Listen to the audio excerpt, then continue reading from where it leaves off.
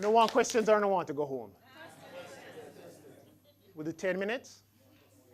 All right, we'll try to do 10 minutes. We'll do 10 minutes. Althea, Marlon, Joseph, Antoinette.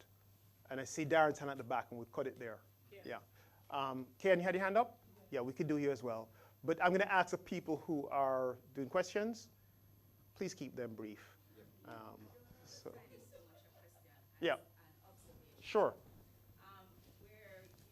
Where the days, it's the form and the filling. Yes. How it's not, and you spoke of chaos as well. So it's not that the chaos went away, but it was filled. Yes. And well, then there was a purpose for us in this filling. Yes. Where we were to rule and to subdue the earth. Yeah. So, and it is, you can make an analogy to how even now, when we talk about getting the sin out of our lives, we need to fill it with purpose. Okay. So that our lives can be focused on God and what it is we need to do. So it was quite telling that even from the beginning, how, you know, the darkness was filled with light, and all the chaos had purposeful filling. And so it is instructive for us to how we should be for God, how we need to fill our lives with purpose in order that when we are focused on God, we will be purposeful as well. Okay. Well, thank you for that, Alfie. I think what it points to is the fact that there's a lot to reflect here. When Psalm 1 says that blessed is the man who essentially meditates on the Torah, it's talking about passages like Genesis. And it says he basically meditates on it day and night. Sometimes I think we don't spend enough time thinking about what God is trying to say to us. Because what you're trying to do there is to reflect on what God's forming and filling means for your own life.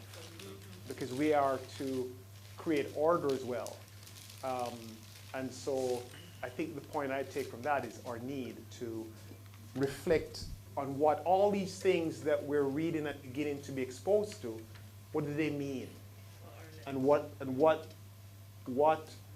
should we go away and do with them, as opposed to just have them, a nice thought. Thank you. Who's next? Yes, Antoinette, go ahead. Is it safe to say, in order for us to rule, Yes. whether God rule through us or beside him, as you were saying, is that we need the image of God, and then that the image of God is character, is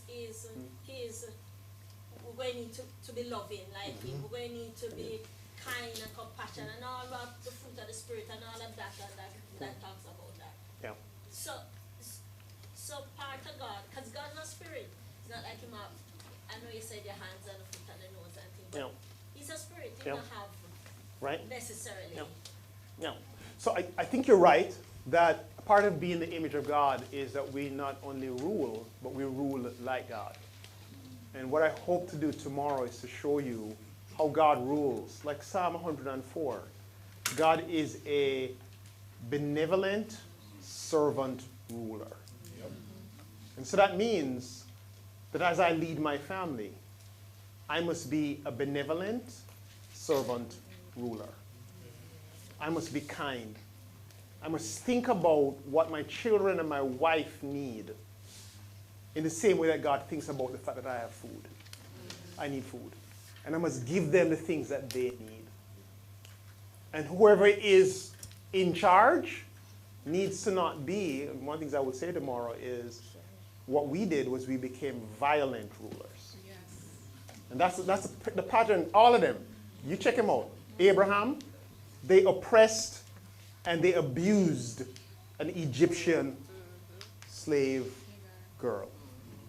David, he oppressed and took advantage of Bathsheba because he's in a position of power, and he killed her husband. And he's one of the good ones. If you trace the story, there is just, we go to the root of violence. And God is saying, no. Even how we treat the earth and how we exploit it and animals. And God is saying, no, I want you to be like me in Psalm 104. So you're onto something there. I think you're right. And that's what I'm talking about, or reflecting on what it means for us. Who was next? Yeah. Since we're a royal priesthood, Yeah. and God called us to lead and rule, that means we're a prince and princess, right? Yes. Yeah, so, thank you, Joseph.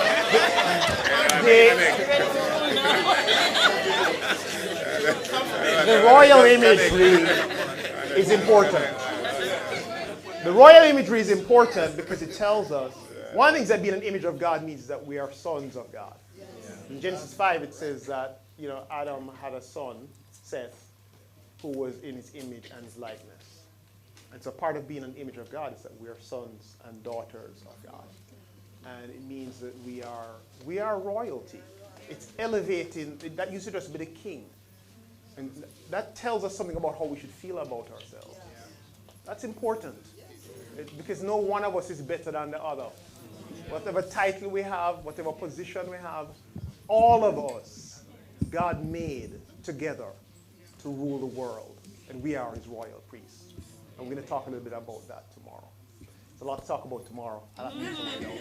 Who's next? Yes, Marlon, go ahead, please. So, as we looked at the earth Yes. being God's temple, Yes. I'm trying to wrap my mind or to connect with apocalyptic literature. Oh boy. Says, basically everything is scheduled to burn. Is that what it says? Say like in Yeah. first, Yeah. First Peter Yeah. and Thessalonians, Yeah. the elements Very will good. be laid bare and Yeah. heat will melt everything and Yeah. such. Yeah. Right. So it's that connection. It's temple. Yeah.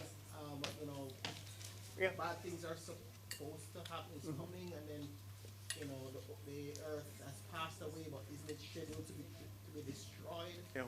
It was destroyed by flood before, and Yeah. it's not flood next. It's fire. So Yeah. what's that? Right, how to reconcile those.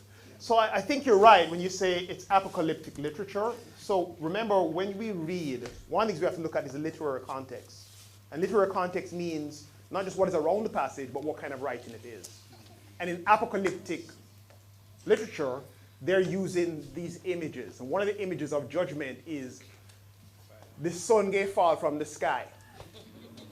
And so it says the sun's going to fall from the sky when God comes again in AD 70 and wipes out the temple. The sun didn't really fall from the sky. It's a picture of judgment. And so it tends to use this hyperbolic language. There's going to be fire and brimstone and all this kind of stuff. So what that is talking about is judgment. But there are other places in the Bible where other language is used. And one thing that is very clear is that God is going to judge the earth, and the heavens and the earth will pass away, but there will be a new heaven and a new earth. And what that refers to, however you read it, is there is going to be a renewal. God is not going to be done with the earth, and there will be no more earth. There are a number of places in Peter's writings, in Isaiah, in Revelation, where it is very clear that God intends for there to be a new heaven and a new earth, and for us to live in that new heaven and new earth. Now again, even that language of heaven and earth, he's using categories from their worldview to describe a unity between where God dwells in heaven and where we dwell on earth, and heaven coming down to earth and our being with God. But written into that, God is telling us that we ought to care for the earth, that the earth is a part of God's plan. And I think that's important because where we come from, we say it's all scheduled to burn. So if I'm going to be a poor steward of the earth and destroy the environment, God all right with that? No, because that's not how God treated the earth. And if we are to be, to Antoinette's point, if we are to be images of God, we are to rule like God ruled over the earth. We are to take care of it. I think that's a point. I think that's how you try to reconcile them. But it's a good question, because I think it's clear that you have both of these images. But they're different images that are trying to say different things in different contexts, but you have to put them together to get the big picture. Make sense? I think we had one more. two, Darren, and then who is that? And who else? And then you. Darren, you want to go? Yeah, all right. So the stream, someone on the stream was asking, going back a little bit Yeah. to the celestial features of Yes. stars and those kind of things. Yes. And they're referencing in the Bible Yes. Lucifer Yes. and Jesus with the same title of morning star. Yes. Yeah. Why they're asking why is it that two people who are completely opposite Yeah. are given the same name? Right. So I think morning star is an image that speaks to the star that is so bright that when the sun starts coming up, it's still shining. It's the last star to disappear in the sky. So it's saying it's a very bright star. I think that passage that people refer to as Lucifer, that word, I can't remember immediately Latin or Greek, but basically it's referring to the star of the morning. And the idea is that in both cases, in the context, it is saying these are angelic, not angelic, these are heavenly beings that are highly exalted, and they're so greater than others that they shine brighter than all the stars. That is the idea. So it's not saying that there's a one thing named the morning star that somebody is and somebody isn't. It's using the same image. I think that star is Venus, actually. And it's basically saying that you are the star that shines brighter than the others. That's all it's saying. So it's one image to use to refer to two characters in different contexts. All right? Okay. Yes, Kaylin. Yeah, just wanted to go back to clarify. Yes. Just want to make sure I understood something you said Sure. earlier. Just going back to when God created, Mhm. it said God created, let us make man in our image according to our likeness. Yeah. You're saying, is it that the man is humanity? So is it that humanity as a whole, as a collective, is made in God's image? Or is it we each as individuals are made in God's image? Okay. So I think it's both. The question is, when God says, let us make mankind in his image, is he saying that he's making one person in his image, or is he saying he's making all of us in his image? And I'm saying it's both. Let me explain. Well, first of all, each one of us that is made in the image of God to rule and subdue the earth. But none of us can do it on our own. Let's go back to be fruitful and multiply. Male and female. And not even one male and female. All of us are doing this together. And my point in trying to emphasize that it is who we are all together is because the way it was used by, some of the other kings, it was an exploitative thing. I and I alone am the image of God. And that's not what God is saying. It doesn't mean that any of us can say that me alone, I am the image of God. I am an image of God, but really the command to rule and subdue the earth is a command he gives to all of us. It's something we all do together, as each one of us plays our part. Does that help? Yes, you're looking like you're wondering. That's okay. I think it's one of those things where it's kind of like the Trinity. Yeah, it's a both-and thing. Yeah. But the point I was trying to make is that it's obviously there's something corporate because he says two things. He says, let us make humankind in our image. And then to 26, it says, God created humankind in his image. In his image he created, you could say him or it. Yeah. And then the next thing it says Them. is male and female, he created them. He created them in his image. I think that's the way the passage works. So it's saying both things. But even the it or the him could be referring to humankind as a whole. Do you see what I'm saying? Even that could be referring to humankind as a whole. But the point I am making is we should not fall into the trap of thinking that me and me alone, I am the image of God. And that's interesting because as like we look in the world and there is this constant power struggle Yes. between individuals, between like men and women, and so when the men don't need the woman and the woman don't need the men, and in other instances as well.